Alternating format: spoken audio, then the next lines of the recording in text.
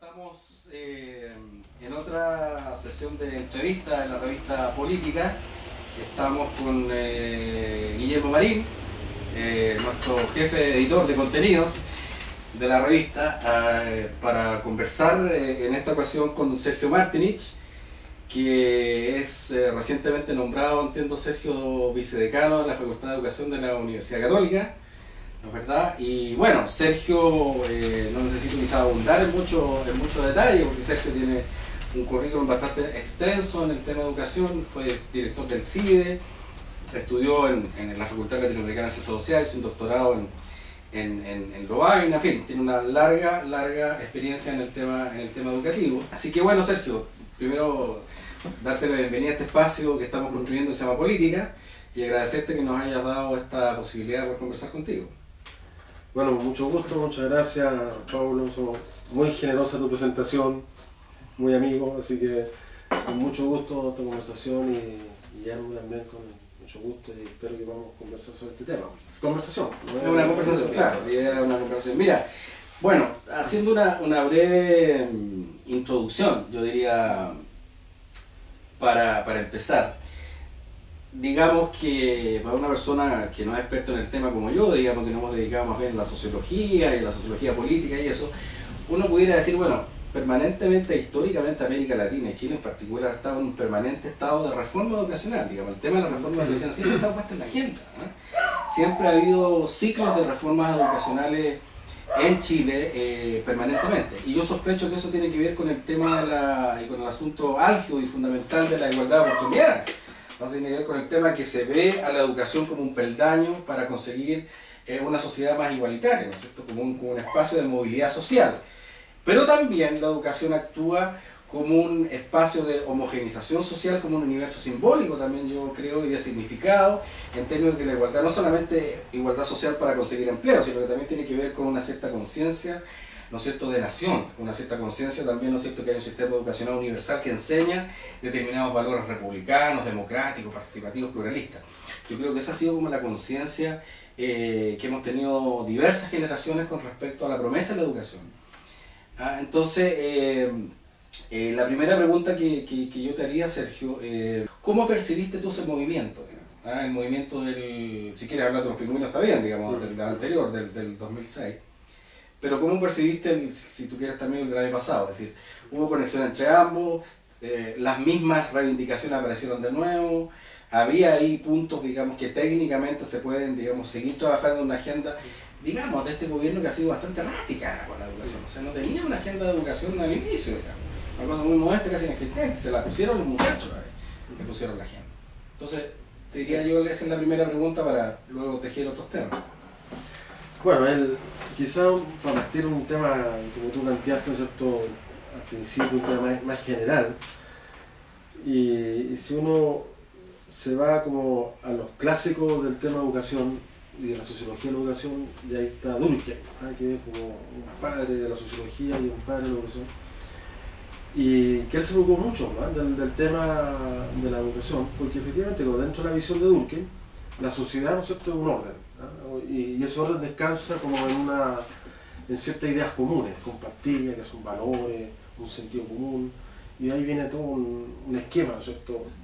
Y él veía la educación como un lugar clave, porque en el fondo la educación, decía, tiene dos tareas que son un poco contradictorias, pero que las tienen que cumplirlas, que es unificar, o sea, integrar a los miembros en una comunidad, ¿no?, en los valores, en los conocimientos que ha tenido una generación y que los transmite a otra generación, y al mismo tiempo diferenciar, ¿no?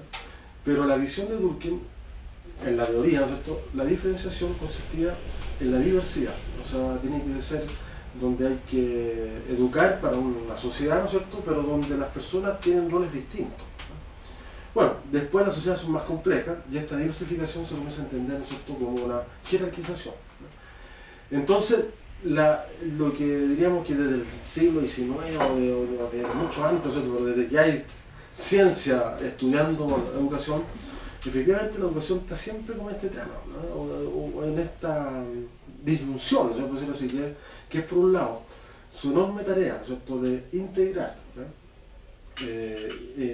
integrar a la población, ¿no es cierto?, a una sociedad común, ¿no? Y al mismo tiempo especializar, por decirlo así, ¿no es cierto?, especializar y calificar, ¿no es cierto?, a las personas para que estén desempeñándose competentemente en distintas tareas. Y el problema es que en sociedades desiguales, como las nuestras, ¿no es cierto?, efectivamente esta disyunción, ¿no es cierto?, adquiere como una connotación mucho más dramática, en el sentido que es tremenda ansia, ¿no es cierto?, o demanda por integrarse, ¿ya?, pero al mismo tiempo en que esa diferenciación, ¿ya?, es una diferenciación, ¿no es cierto?, por decirlo así, entre comillas, digna, ¿ya?, y no una diferenciación que reproduzca como una situación ¿no es cierto?, de subordinación en la sociedad. Entonces yo creo que efectivamente lo que nosotros y el país no ha resuelto, pese a todos los avances que han habido, yo creo que también hay que reconocer de que aquí hay avances muy importantes en términos de acceso al sistema, cobertura, infraestructura, mejoramiento de métodos, etc. Pero lo que no hemos resuelto es el tema de la segmentación y la desigualdad. Entonces, efectivamente, hoy día tenemos prácticamente a toda la población en edad escolar de educación básica en el sistema y un 90% más de la población juvenil, nosotros que corresponde que esté en enseñanza media, está hoy día cursando enseñanza media, ¿no? Y esa población está metida en el sistema, ¿no?, con una gran demanda, ¿no?, de integración, de ser parte de la sociedad. Yo creo que las protestas de las cuales hemos hablado no son antisistémicas, sino que cuestionan el sistema porque el sistema está funcionando mal, ¿no? Pero no es como las protestas del 60 o eso que eran antisistema, ¿no? Entonces yo creo que hay una gran demanda como de integración social, ¿no?, y al mismo tiempo como una demanda de mayor, por decirlo así, calidad en el sentido de dignificación de mi estudio, de mi certificado, con el cual yo voy a competir en el mercado, ¿no? Entonces creo que es algo así como más histórico que viene atravesando, ¿no es cierto?, hace mucho tiempo, que son grandes tendencias y que efectivamente uno ve que estos movimientos son como expresiones, pero lo que hay una corriente de fondo, a mi modo de ver, es una gran necesidad como de integración social, y el discurso público es que la educación es mi mecanismo de integración social y una disminución de la segmentación o de la desigualdad a través de la educación, ¿sí? Entonces diríamos que miramos así como sociológicamente, que la educación tiene la gran tarea como de homogeneizar, ¿sí?, en todo sentido, tanto cognitivamente, en los valores, en tratar de unir más, ¿no es cierto?, a sectores muy diversos, pero eso lo hace en un contexto social de gran desigualdad, ¿no? Entonces está la tensión, ¿no?, de una sociedad que desigual y que tira, ¿no es cierto?, a diferenciación muy grande, y una educación tan socialmente y el discurso público llamada como a producir homogeneidad y a producir integración. Entonces, a mi modo de ver, los dos movimientos tienen muchas cosas en comunes, pero también son cosas bien distintas, ¿no?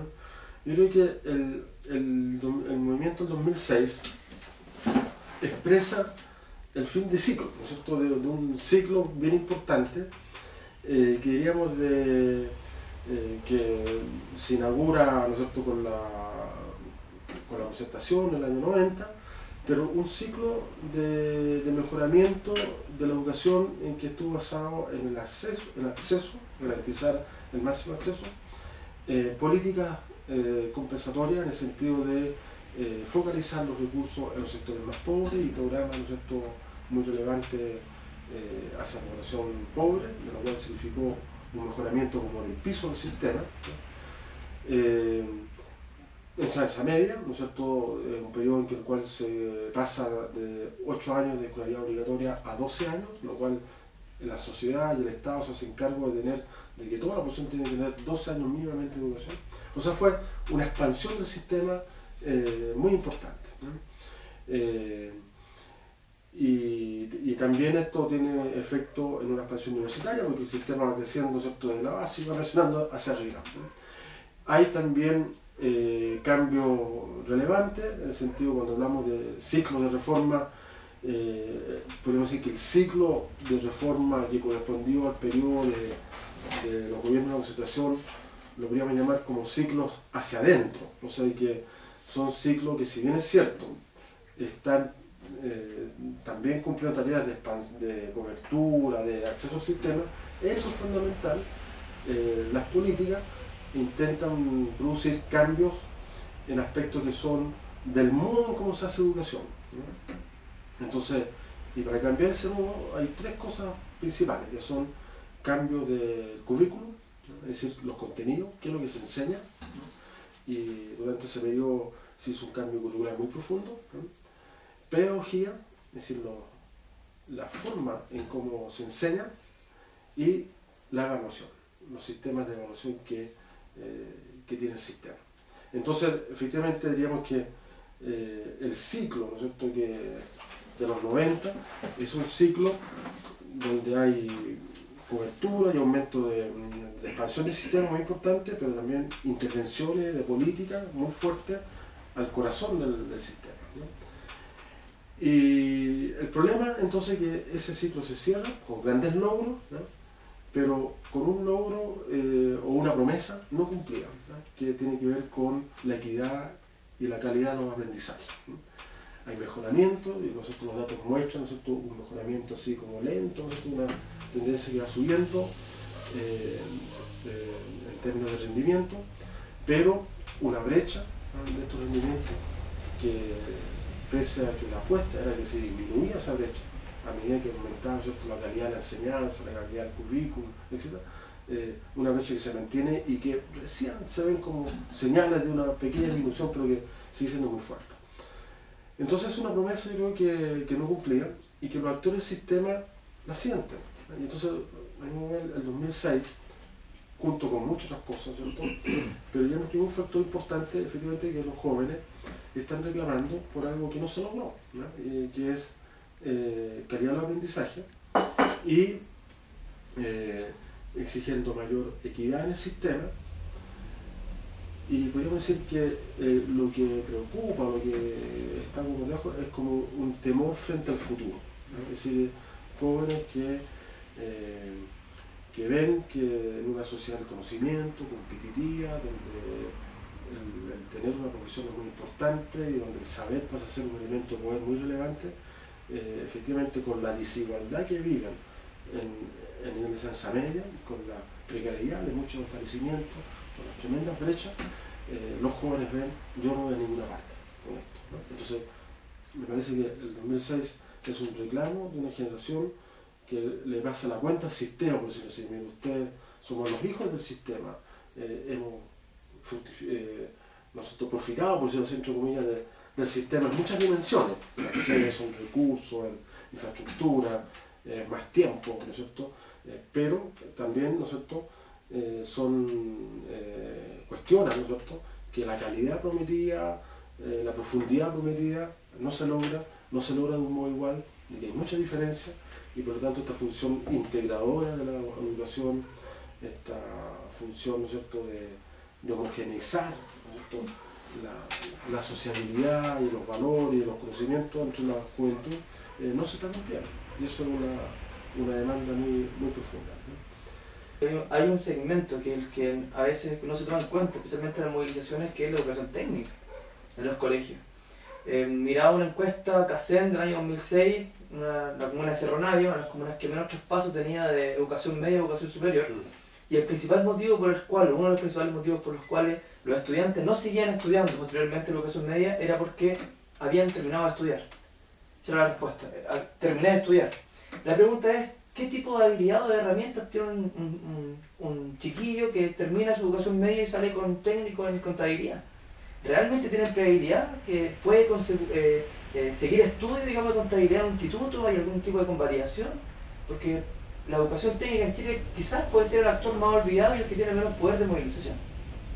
Exactamente, no, yo creo que este es un gran tema y gran deuda también de los gobiernos, de la presentación y de las políticas educativas. La educación técnica es la mitad de la educación municipal, ¿no? O sea, esa educación. y está absolutamente, bueno, no abandonada, pero está en un segundo plano. Y ahí la política fue, y que es correcta en términos de las tendencias mundiales, efectivamente la idea es que sea una educación técnica, tiene que tener una muy buena base de educación general, ¿no? Entonces hoy día ya no vale, no tiene valor un técnico experto en hacer matrices, por ejemplo, ¿no? Es un matricero, ¿no? Entonces que haya una escuela que se dedica a una cuestión muy específica, sino que tiene que ser un técnico que tiene una muy buena formación general de base y a la vez en un área de especialidad que le permite moverse y cambiar, ¿no es cierto?, de acuerdo a cómo va cambiando la tecnología, etc., ¿no? Entonces los gobiernos de presentación apuntaron a fortalecer lo que es la educación de base, ¿no? Y que en el fondo es primero y segundo medio, ¿no? Entonces uno dice, bueno, primero y segundo medio, hoy día todo el nivel del liceo técnico, ¿no?, es más o menos, ¿no es cierto?, con diferencias, ¿no?, pero hay una política común de currículo, o sea, con fin de fortalecer. Pero ahí lo toca la especialidad de tercero y cuarto, ¿no? Ya ahí no hubo mucho desarrollo, ¿no? Y aún más, ¿no es cierto?, la idea, la política es que ese tercero y cuarto era los 2 años iniciales de una especialización técnica que hay que completar 2 años después en un instituto profesional, ¿no? Entonces hay todos los temas de articulación que quedaron ahí pendientes. Quedaron pendientes. Quedaron pendientes, ¿no? Incluso en el Consejo Asesor fue uno de los temas bien discutidos y hubo acuerdo, y después, ¿no es cierto?, se formó en la época de Mónica Jiménez, ministra, una comisión con empresarios, con INACAP, institutos técnicos, todo, donde se llegó a un gran consenso sobre la reforma técnico-profesional, ¿no? Y que iba en esta línea, o sea, tener una educación técnica, ¿no es cierto?, de educación media, ¿no es cierto?, que tuvieran buena base, 2 años, que era como un poli, ¿no es cierto?, un propedéutico técnico, y conexión con el instituto profesional, o sea, que él completaba su título técnico en un instituto profesional conectado, ¿no? O sea, entra en educación superior, ¿no? Y de aquí lo ideal es que él pueda pasar también a universidad, ¿no? Entonces ese es como el mapa de que sea una vía, ¿no es cierto?, más cercana a lo técnico, pero de muy buena calidad, pero conectado con educación superior, y que con entrada y salida para la universidad, si uno quiere más especialización. Y yo creo que eso quedó como promesa que está ahí pendiente. Hay un gran consenso. Suena muy bien, fíjate. Hay un gran consenso de empresarios, de institutos profesionales, de apostar en esa cosa. Pero efectivamente no, los recursos, voluntad política, otras prioridades han impedido enfrentar este tema que... ¿no? Además el sistema... Y después, perdón, yo quiero agregarle, disculpa No, la introducción, pero para agregarle otro sector superprivado, que es el sector de educación de adultos, ¿no? Claro. Que no es de adultos como lo teníamos pensado, que eran los viejitos estos que no habían estudiado nunca, Claro. sino que son jóvenes, ¿no? Hoy día lo que se llama educación de 2 adultos. por 1. Claro, son jóvenes, y efectivamente que por distintas razones Desertaron y que han desertado el sistema, Claro. que no pueden volver al sistema por edad, por todo, entonces van en lo respectivo, ¿no? Sí. Y eso está absolutamente abandonado en términos de atención, método, etc., ¿no? Entonces, y ellos también, para poder surgir, tienen que dar la prueba, ¿no? Así O sea, es. no pueden competir, están muy atrás. Entonces son 2 niveles que están muy afuera. En España, ¿no es cierto?, yo me acuerdo, no sé si seguirá todavía esa prioridad, pero por lo menos hace 3 o 4 años atrás era prioridad, efectivamente, el sector de jóvenes que no estaba en el sistema, ¿no? Porque todos estos cambios, todas estas grandes inversiones y reformas, claro, son las nuevas generaciones, ¿no? Pero entre medio hay un montón de gente que tú no la puedes dar por desechada, ¿no?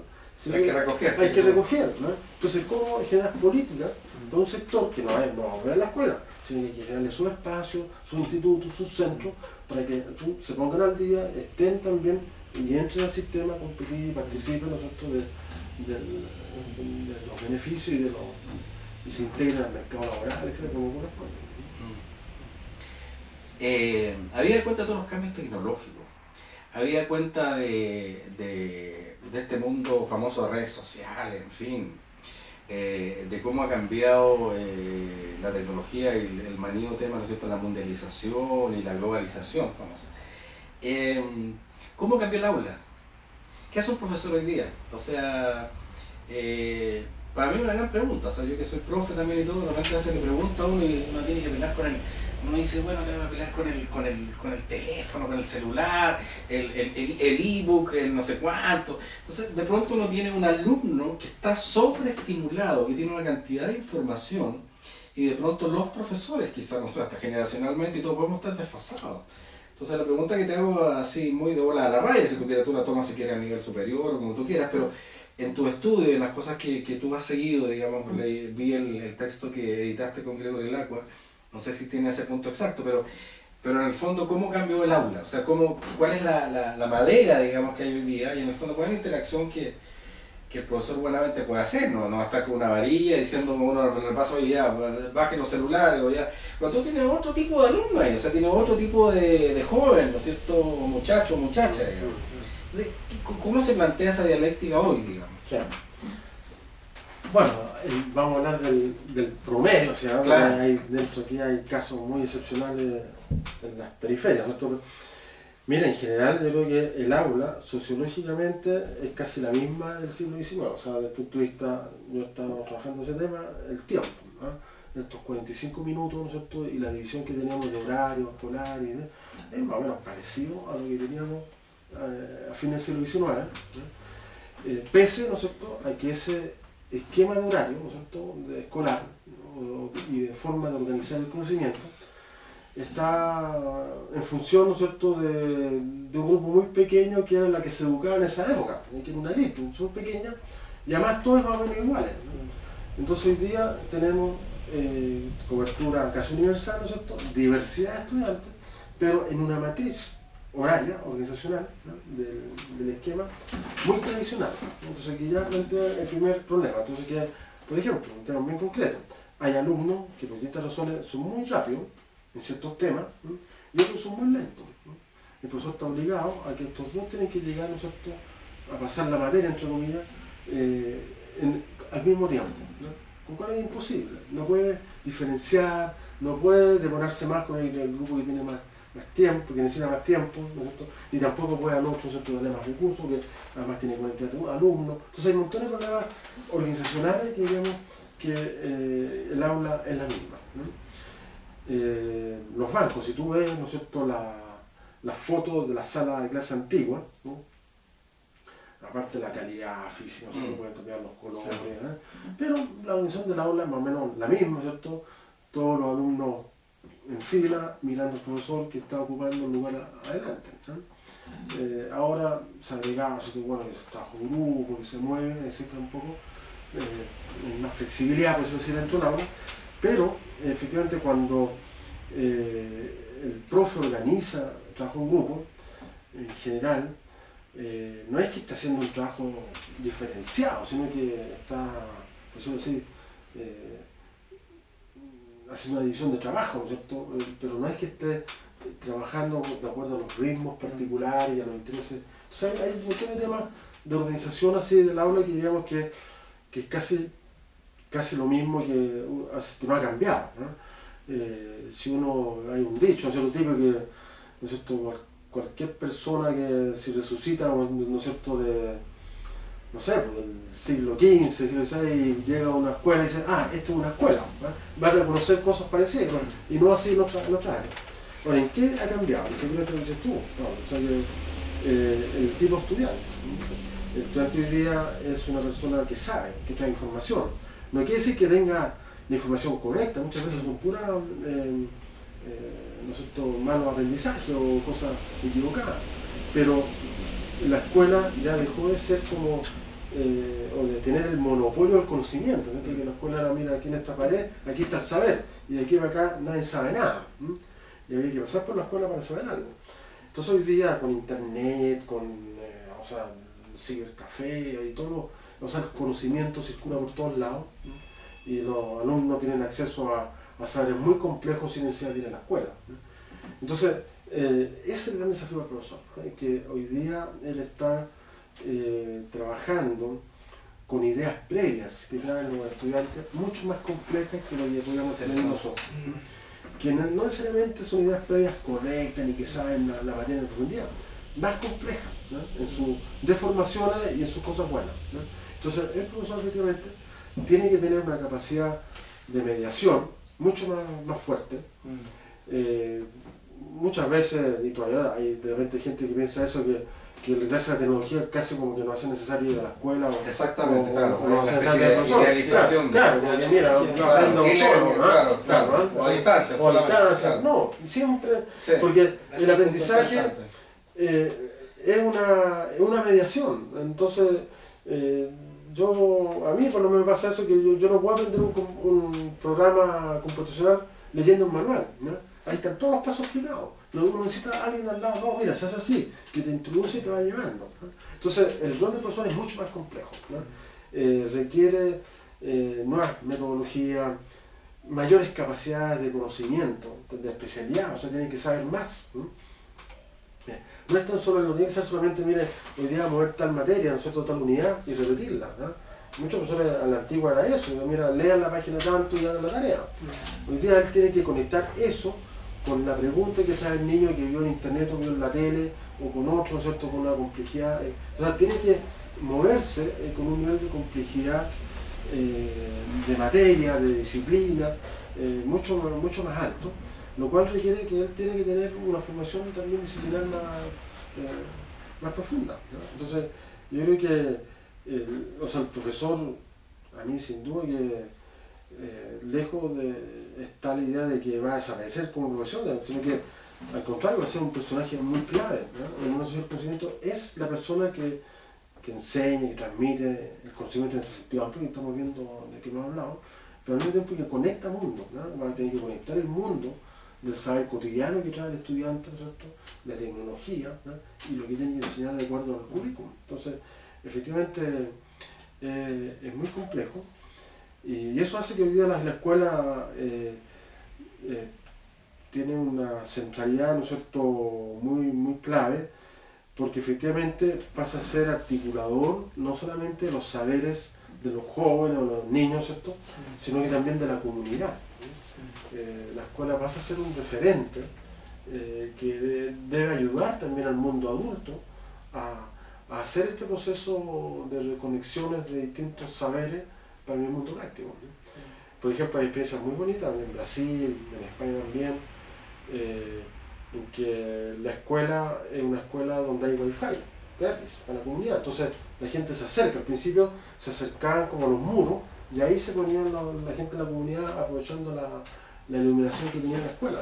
Y la escuela entonces agarró esto, no, pues vengan para acá, hay que ir a hacer cursos, ¿no?, y ocupan los laboratorios cuando no ocupan los niños. Entonces pasan a ser un centro, ¿no es cierto?, que culmina, claro, un foco, ¿no es cierto?, donde la tecnología entra y a la vez interactúa con la comunidad autónoma. Y eso es muy bueno para los niños, para la educación, etc., ¿no? Bueno, y así muchos otros recursos que la escuela puede comenzar, ¿no es cierto?, a articular y a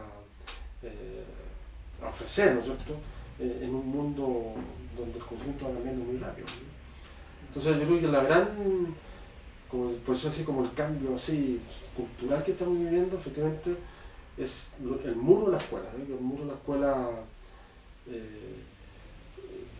que la escuela era la dueña del saber, hoy día ya no es tanto, ¿no?, pero eso le hace una exigencia muy alta a la escuela para articularse con un saber que también está afuera, ¿no?, y aquí tener la capacidad de enseñarlo y, ¿no es cierto?, de articularlo con otros saberes y lograr que los niños sean competentes después afuera en el campo del saber. Sergio, bueno, agradecemos tu tiempo para ir terminando, quizás ir redondeando, para ponerlo en positivo, digamos, ¿no?, como yo había pensado. ¿Cuál crees tú, así como ideas finales, globales, son los aspectos como nodales, fundamentales, neurálgicos, digamos, fibrilares, por así decir, que nosotros debiéramos pensar o trabajar mucho más como agenda, si tú quieres, no sé si universitaria o de políticas públicas en educación, en básica, en media y universitaria? O sea, ¿cuál tú dirías, en Chile, mira, es esto es lo fundamental? O sea, ¿cuáles serían como los aspectos nucleares que tenemos déficit o que tenemos que reforzar, como muy fuertemente así dicho en términos escuetos, dirías? Por ejemplo, en la básica. ¿Cuál es el punto a tu juicio que en la básica es en Chile de hoy, digamos, más allá del tema de la segregación y todo, pero sí en términos técnicos, en fin? Este es el punto medular que hay que avanzar, digamos, por ejemplo. Bueno, profesores, ¿eh? O sea, no es porque yo esté metido en una facultad de educación, pero en parte estoy bien conectado por eso, pero efectivamente, conectado con el tema anterior. O sea, ser profesor en contexto de desigualdad, en un contexto social de conocimiento, con estos desafíos, es muy complejo, ¿no? Y efectivamente nosotros tenemos profesores que tienen que improvisar mucho, ¿no? No fueron formados para enfrentar muchos de estos problemas, ¿no? Entonces tenemos que apoyar tanto en formación inicial como en formación continua al profesor. Si no tenemos buenos profesores, esto no funciona. Las buenas escuelas en contextos pobres es porque los profesores están muy motivados, ¿no? y buscan su herramienta y tiran para arriba los cabros, ¿no? Entonces, si uno lo quiere así a lo largo del país como sistema, hay que invertir mucho en buenos profesores, y eso tiene alta implicancia. O sea, cambia la fruta de educación, currículum de formación, después una formación que esté más vinculada con el sistema escolar, ¿no? Nosotros tenemos escuelas, o sea, la formación profesional de la facultad ha venido cambiando, ¿cierto?, en los últimos años, pero no es como un cambio cultural, es que uno se forma y tiene prácticas, ¿no es cierto?, progresivas, ¿no? Pero en realidad su experiencia con el sistema escolar es muy tardío al final, ¿no? Y el primer año de ingreso laboral, recién ahí dicen, esta es una escuela, ¿no? Y para esto yo no estoy preparado. Entonces también tenemos una formación de profesores que está muy lejos del sistema escolar y de la diversidad y su complejidad del sistema escolar, ¿no? Entonces, gran desafío, ¿no? Yo también veo un tema de la investigación educativa, ¿no? O sea, hablamos de la social conocimiento y vemos que en todos los campos, ¿no es cierto?, en la agricultura, en la tecnología, la investigación va muy asociada a la capacidad de resolver problemas técnicos productivos, ¿no? En educación, lamentablemente, hay poca investigación, ¿no? Y la poca investigación que hay no circula en el ambiente educativo, sino que circula en los circuitos de los investigadores, ¿no es cierto?, de las revistas de ICI, que está muy bien, es una parte del tema, ¿no? Pero este saber no llega al profesor, ¿no? No está en los papás que pueden reclamar o argumentar mejor en base a ciertas investigaciones, ¿no? No está en el sistema que toma las decisiones.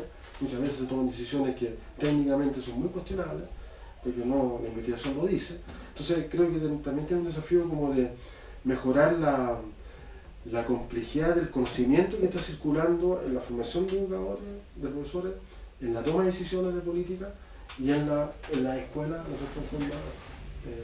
en la base, ¿no?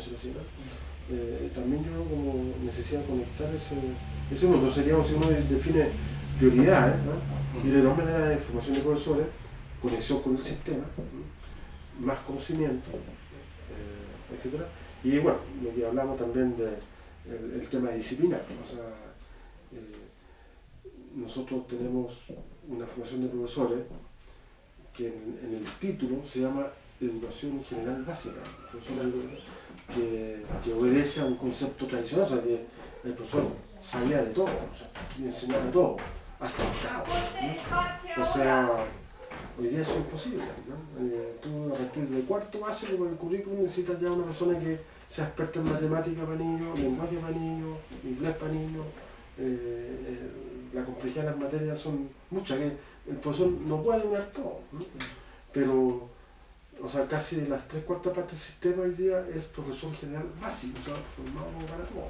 Universalista, sí, Universalista, claro. Normalista. Claro. No normalista, sino que, claro, hay normalista, pero universalista en el sentido que general. Soy profesor general básico y que son básicas de la primera a octava. Entonces yo... Sea matemática, lenguaje... Y todo claro, era mención. Claro, solo tengo claro. una mención en matemática, una mención en lenguaje.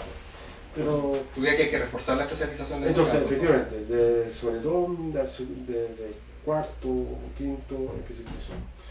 Tenemos cambio de estructura, ¿no? O sea, hubo un cambio de la ley, de la LOSA a la Ley General de Educación. Y uno de los aspectos de la ley que está postergado para 5 o 4 años más, por la dificultad que tiene, efectivamente un cambio de estructura. O sea que vamos a volver al sistema, no volver, sino que el sistema va a ser de que la básica va a ser hasta sexto básico. De lo que hoy día el séptimo y octavo, y primero y segundo medio, se va a llamar, ¿no es cierto?, educación básica, ¿no? Tercero y cuarto. Y después tenemos tercero y cuarto, que va a ser, ¿no es cierto?, preparatoria. Exactamente. ¿no? Entonces, ese es un cambio estructural del sistema muy radical que va a requerir también que nuestros profesores se redefinan la formación, ¿no? Entonces, yo veo que en términos de proyección, decir, mira, yo soy bien partidario de la idea de que hay que invertir en todo lo que sea en capacidad humana. También hay que invertir en infraestructura, pero si uno tuviera, yo tengo 1000 pesos, ¿cierto? 800 pesos invertirlo en capacidad, o sea, formación de profesores, directivos, todo lo que favorezca el trabajo en el aula, vínculo con la comunidad también muy relevante, y infraestructura, tecnología, computadores, importante, pero es secundario, ¿cierto? Es batalla o de soporte de apoyo, pero prioridad generar capacidad en el sistema, ¿no? Y capacidad humana, eso sería lo fundamental. Bueno, muy bien, pues muchas gracias por tu tiempo, Sergio. Gracias a ustedes. Ha sido un placer.